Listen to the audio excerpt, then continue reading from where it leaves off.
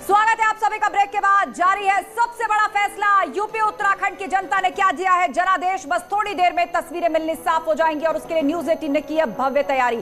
सबसे ऑथेंटिक, सबसे तेज और सबसे सटीक नतीजा हर एक असेंबली सीट का हम आपको बताएंगे। रिजल्ट हब सेंटर से हमारी सहयोगी चांदनी हमारे साथ जुड़ी हुई, सीधा उनके पास चलते हैं। चांदनी, अब वहां पर क्या हलचल है? बस बहुत जल्द पहला रुझान सामने आ जाएगा।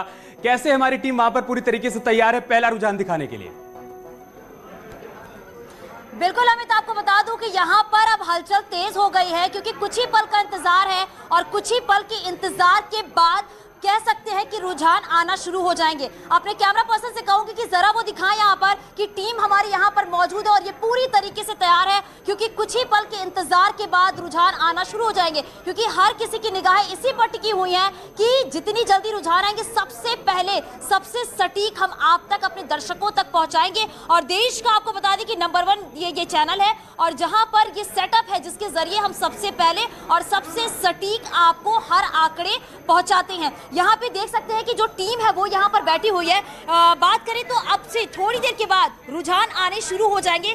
क्या देखने को मिल रहा है? हमें भी इंतजार है पहले रुझान का और उम्मीद मानिए न्यूज़ 18 यूपी सबसे पहला रुझान पेश करेगी।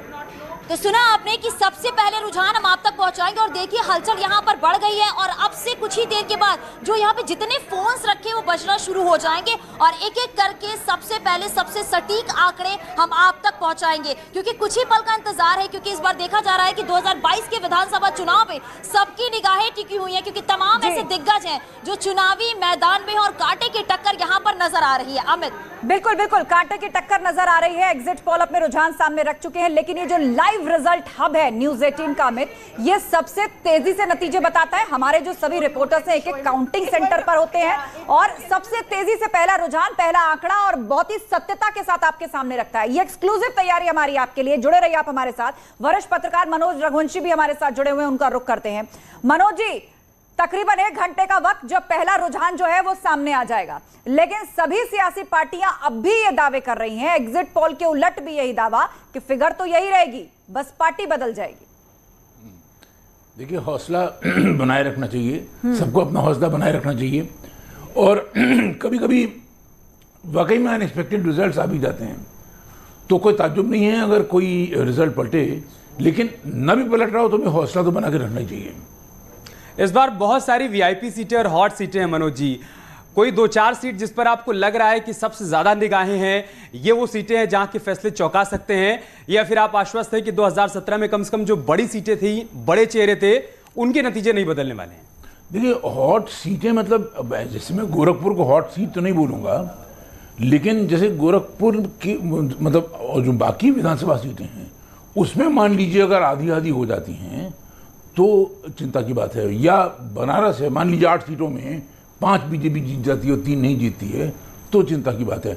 हॉट वो इस मतलब ऐसा नहीं है कि कोई योगी के ऊपर कोई चिंता की बात है, अकरहर में अखिलेश के ऊपर कोई चिंता की बात है, लेकिन हॉट इस नज़र से ज़रूर कई पत्रकार टिप्पणी कर रहे हैं, मैं तो जानता नहीं, लेकिन जो वहाँ के पत्रकार हैं जो वहाँ घूमे हैं वो टीवी पर टिप्पणियाँ कर रहे हैं तो मैं उसको हॉट मान रहा हूँ। बिल्कुल मनोज जी, कुछ सीटें ऐसी भी रही जहां पर सरकार से जुड़े हुए मंत्री चुनाव लड़े और उसको लेकर विपक्ष की तरफ से यह दावा किया गया कि इस बार तो सरकार के कई मंत्री ही चुनाव हार जाएंगे। तो लेकिन एग्जिट पोल के रुझानों को यदि हम देखें और सीटों का आकलन तकरीबन उसके आसपास करें तो आपको लगता है कि ऐसी कोई तस्वीर बन सकती है या कोई बड़ा ऐसा नुकसान या परसेप्शन का नुकसान भाजपा को होता दिख रहा है?